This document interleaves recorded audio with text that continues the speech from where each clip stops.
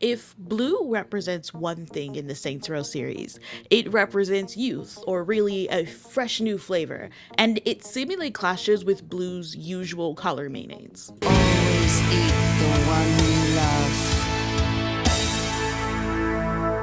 Blue is one of those colors that get a lot of peaceful associations. It can represent things like peace and tranquility, loyalty and reliability, and so on. On the negative side, it can represent things like conservatism, sadness, and depression. On the surface, it doesn't really seem like it represents gangs like the Rollers and the Deckers. But like I said earlier, their blue represents freshness. A lot of the tech we use and the companies that make them like using the color blue because of how it's associated with calmness to encourage a more tranquil work environment. So in that way, blue is heavily associated with the new and technology. And that's the connection between both blue gangs. They represent a new era in comparison to the two other gangs they share a game with.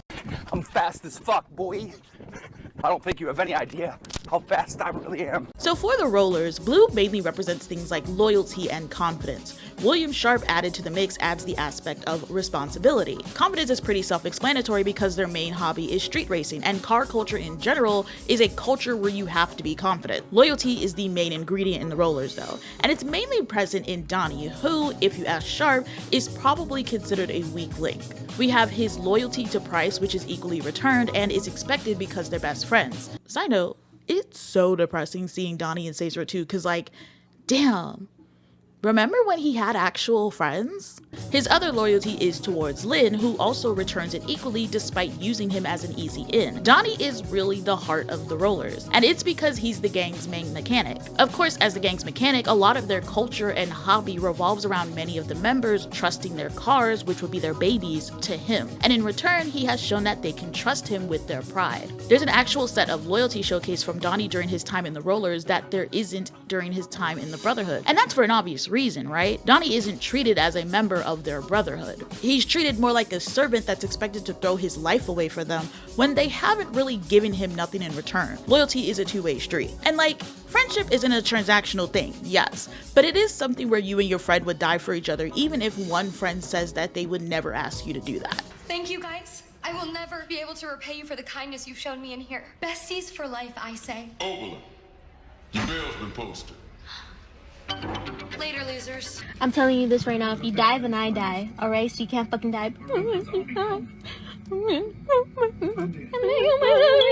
Marrow wouldn't die for Donnie, but Price would've. And it's actually wild how one of the gangs that display actual loyalty is literally destroyed by a gang that fell apart because 3 out of 6 of the leadership basically said fuck it, with one in particular attempting to kill another. By the end of the game, the 3 Saints that displayed the same level of loyalty as the Rollers are the ones that didn't have the power or resources to avoid charges. One is comatose, another is dead, and the last is basically an in-and-out prison case.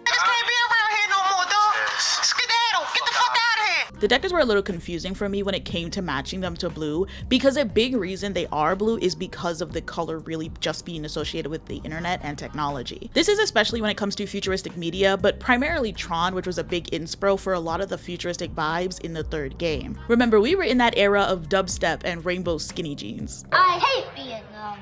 Lily, honey, we don't hate. I hate Vietnam. I'm pretty sure I mentioned it before on the channel, but that's a big reason Saints Row's vibes shifted away from early 2000s hip-hop culture, because it wasn't the early 2000s anymore, and mainstream hip-hop at the time was shifting. The Deckers are in the same seat as the Rollers, where they are this new breed of gang in comparison to their more classic counterparts.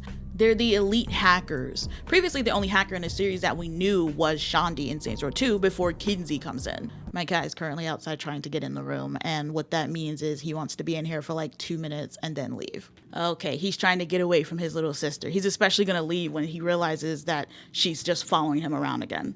Every time she wants to play with him, she follows him around, and he tries his best to ignore her and wanders around the entire house trying to get away from her, and she is always on his ass. And now that she's fully confident in her ability to jump on high places, he can't even jump on stuff to get away from her anymore, so he's pissed. It's not fair. Not fair.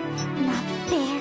Not fair. Not fair. Not fair. Not fair. Not fair. Not fair. Not fair. The Deckers exist on a flip side to the Rollers. On one hand, yes, their blue represents confidence, but their blue mainly represents fragility, even down to their style, which is a style that literally just didn't last on a mainstream level. And by that I mean this type of fashion, music, and influence is a strictly 2010s era thing, which is a shame because this is the best 2010s fashion could offer. Everything else was just awful. It's kind of like that era of transparent technology. You can just tell what time you're in when you see it. The Deckers' bread and butter is just making themselves too useful to get rid of, and that's through their understanding of technology. People like Loren and Kilbane have no choice but to adapt to the changing time. It's basically your grandparents asking for help on how to use their computer. I still regret my grandma learning because she just keeps sending me share if you love Jesus chain mail. But then again, some folks got grandparents who send them shit about blue waffles disease causing autisms or some shit, so I'm one of the lucky ones. Matt Miller is tough when he has stability and protection, like a kid from the suburbs.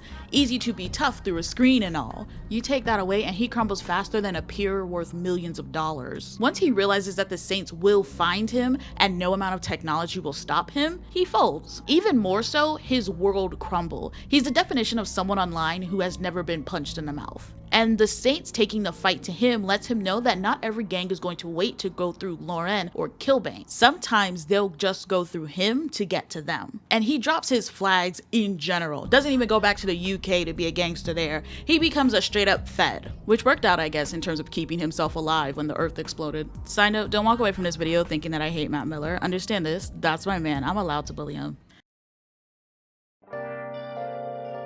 I know, some of y'all might say it, Hexley, you're missing one. Trust me, I'm not. Everyone has a molehill to die on, this is mine, and I'll explain it in another video. But until then, I've been Miss Hexley, and I'll see you soon.